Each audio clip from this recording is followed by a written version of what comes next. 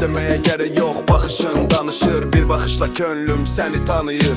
Canım gözüm her sözüm, sensiz mən necə dözüm. Bu könül tek seni isteyir, həsrətinlə gəzər gözüm. Her gece yuxumda seni axtarıram, gülüşünü eşidib oyadarıram. Hayat bir yoldur, sen yolumda nur, gözlerinde deniz içinde fırtına vur. Ay qız dur gel yanıma, qadan balan canıma. Mən səndən əl üzmərəm, and olsun vicdanıma. Ay qız dur gel yanıma, qadan balan canıma. Mən səndən əl üzmərəm, and olsun vicdanıma.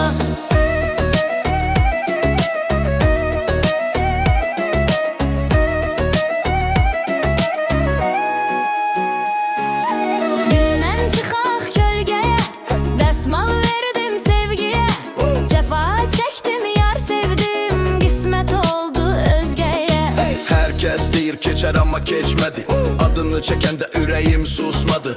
Bir yol çektim sənə daşlı uzun, qismət özgə oldu mənim payım üzün. Ay qız, dur gel yanıma, qadan balan canıma.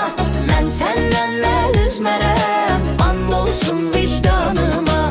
Ay qız, dur gel yanıma, qadan balan canıma. Mən səndən əl üzmərəm, and olsun vicdanıma. Sessiz gece dolu ay, ürəyimdə min olay. Bir baxışım bəs idi, könlüm sənə qonaq. Bay, bay, bay. Hər mahnımda səndən bir iz var, ürəyimdə hələdən səsin var. Bu sevda tək bir dastandı, bitməz yazılıb taşa, qəlbimdə adın var.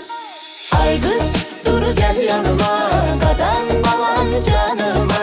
Mən səndən əl üzmərəm, and olsun vicdanıma. Ay qız dur gel yanıma, qadan balan canıma. Mən səndən əl üzmərəm, and olsun vicdanıma.